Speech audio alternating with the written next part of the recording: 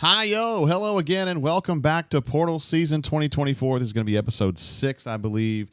It's going to be a little bit of a different format. We've got Bryan Matthews here with us, fresh off cheering for Manchester United beating City today. That was exciting. I was. Not many Liverpool fans were cheering for Man U, but I was definitely cheering Of course for he them. was. Brian's going to be here to offer his thoughts on some of these players that Auburn has been getting signed and guys that they're going after. I want to start off this show because, Brian, you know, we go through quickly on these Portal Season shows. We know people don't have time. Yep. Xavier Chaplin, Auburn finally got a left tackle. Talk to me about just that kind of a mental breakthrough to actually sign a left tackle, and how good you think Xavier's going to be. It's been years, JG, years. I mean, seriously, when's the last time Auburn had a left tackle that was an NFL prospect? It's been a minute. Yeah, it has been a minute. It's at least a couple of coaches ago, maybe 3. I don't have to go back and look, but 2 coaches ago. But still, this is a terrific pickup. Gave up 2 whole sacks last season. Has, I think, 2 years experience as a starter.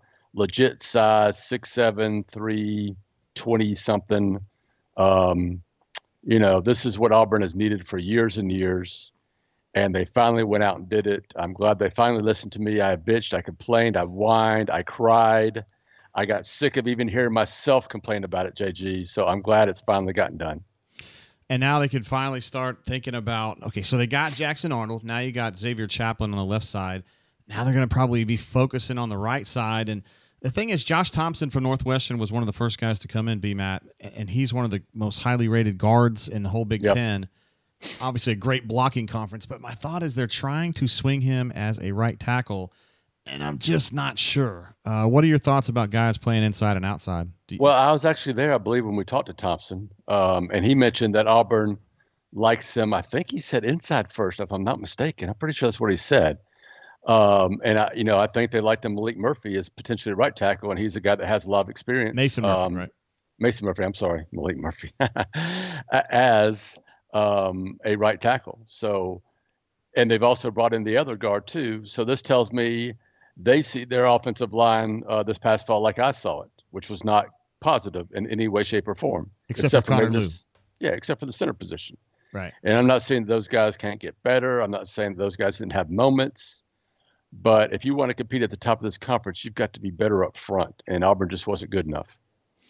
All right, so Dylan Wade is going to be coming back. So I like him at guard. I do too. And I love Connor Lew at center. So you're just looking for 2 tackles and maybe a couple guards to compete maybe and to deal with injuries. Yep, and don't forget we got DeAndre Carter, who I think is going to be a legit player coming up. We got some other young guys we don't know enough about, so we'll see, like Faber Edwin. And they got some guys coming in I think eventually could be players. I certainly don't want Auburn to be playing a true freshman at guard this fall. That would be tough to see, but they're taking steps. I thought the top of Auburn's depth chart on the offensive line was not quality enough, and I think the bottom also needs a lot of work. I don't think there's enough guys there with potential. I think looking back, what they did was they wanted to get to that 16 number, the number of offensive linemen that Hugh Freeze wanted on his roster, and I think they did it too fast. And I think they needed to take their time building that offensive line up and not just taking a bunch of guys that are just dudes. Maybe some of those guys will develop, but, to me, they're just dudes. Moving over to Mason Murphy, who's a guy that they're very ardently pursuing. This one confused me a little bit, Matt, because the numbers that he had at USC last year, not very good. A 55.7 grade. He had a 56.9 grade the year before. He can play right tackle, and he did play right tackle for USC, but what do you think the allure is here? I don't know, other than just his experience playing right tackle in an elite, a Power 4 conference. For sure. That's a ton of experience. And if you go by offensive linemen, usually there's development and they get better as they go along. So maybe Auburn sees something in him where they think they can make him into a much better product on the field. But he certainly has that size, experience, a lot of things you want as a right tackle. Maybe not the numbers that you look for, and certainly not the numbers that the left tackle that Auburn signed has, but a guy that at the very least will come in and compete right away. Yeah. Played some guard too, so maybe they're thinking about him inside. Yeah, that's very possible. I think the tackle position is the most important, and I think Xavier Chaplin was such an important signing only second or 1B to Jackson Arnold, but they need help at guard and they need help at right tackle too. Another guy that they just signed, Darrell Robinson, the tailback from UConn. He started his career at Charlotte. I love stories like this, B-Matt. I've been talking about it a bunch on the videos I've been doing. He's a 3-star recruit in the 23 class. Grinded his way at Charlotte, moved up to UConn, and now he's going to be at Auburn. I love this kid, 6'1", 200.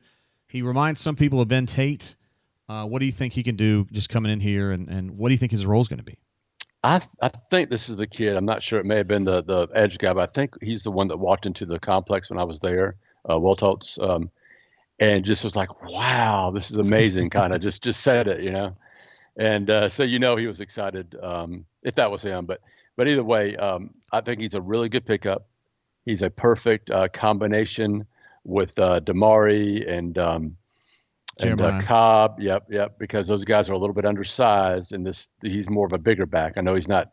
He's listed 6'1", 220, but frame wise, he's bigger than those two guys, and will bring a little bit different look to Auburn's offense. I think that position's wide open, and I think he's just got a good chance of winning a starting job or being the rotation as the other two. And I expect they'll find somebody else to come in and play too. Well, they got Alvin Henderson coming in. So that gives them 4 really good quality scholarship guys. Yeah, I wonder. Some people have been wondering if Jeremiah Cobb's willing to stick this out, and I mean, to this point, he has. He's still here. Yeah. I just wonder. Sometimes people think that, hey, Jeremiah's about ready to get his shot, and then they go out and sign Darrell. That might be a source of frustration for him. I could see that. He's very talented too. He is the one guy who stuck with Auburn through the whole transition. From Brian Harsin to Hugh Freeze. He's stuck with Auburn over 2 years, being basically the number 3 guy.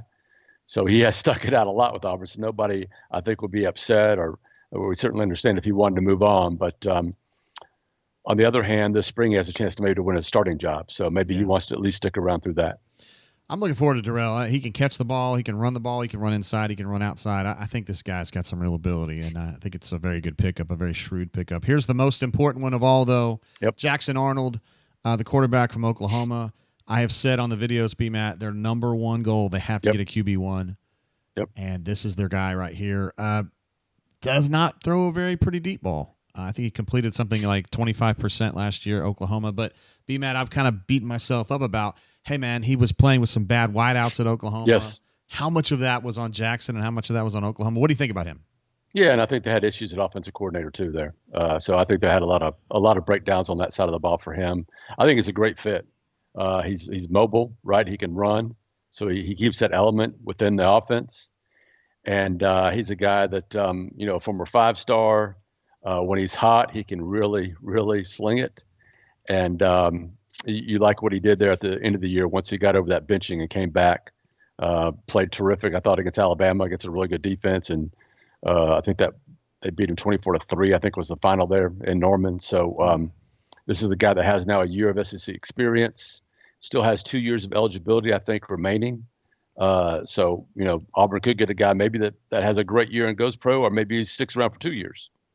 Yeah, it'd be great. And I like him as a dual threat, B-Matt. He can run the football. He's not just kind of eluding people. He's an actual weapon with the ball in his hands, and I think that's going to help them with the RPO game. Yeah, and I think this is a big step up. Him and, just the quarterback room, losing basically everybody and just replacing it with him and the freshman coming in, Deuce Knight, who's another great addition, and then we'll see what else they can do there. But I think Auburn's quarterback room has gotten much, much better from a talent standpoint. Yeah, and Ashton Daniels will be here tomorrow. He's scheduled to come in. He's the Stanford quarterback who's actually from Beaufort, Georgia. But I think he's kind of a 1B type player. I mean, he's going to be I've said all along, B-Matt, and I think you have too, they have to sign 2. And now maybe 3. Yeah, they signed 3. That would be pretty interesting. He's in there. Malik Murphy, who visited, I think, on Tuesday from Duke. Not a runner at all, and his accuracy wasn't super good. But I didn't see that as a great fit, but that was me. Yeah. It is what it is. Yeah. In general, Auburn's work in the portal. You remember last year we kept thinking you need to get this guy, and this guy, and they kind of dragged along and didn't get much done. Seems like they're coming with a much different attitude this time around, B-Matt. It really does. They're being aggressive. They're getting high quality guys in early at need positions. and I thought they were all over the place, just throwing darts at a board the last couple of years. And this year, it seems like they're focused. They know who they want. They're putting a lot of effort into getting their number one guys at these key positions. And I love that among the first two of the four they got were a quarterback and a left tackle. Both guys are two of the best players in the portal, in my opinion. So I think they're doing a fantastic job. It's a complete 180 from the last couple of years. Smart. I'll give Will Redmond a lot of credit. He's the guy kind of pulling the strings right now in the portal, and he's being very aggressive. He is, and I like it. They needed to be aggressive. They had to be. All right, B-Man, I guess we will wrap it up there, sir. I do want to remind everyone to, if you haven't already, hit the subscribe button on our channel. We appreciate that. It makes me happy. It makes Bryan happy. It makes him so happy. Look how happy he is with all these new subscriptions we've had. Thank you for watching our videos. We'll be doing stuff daily as we recap the portal season. Until then, see you next time. Keep your feet on the ground. Keep reaching for the stars. Love you guys. Peace. Oh, yeah.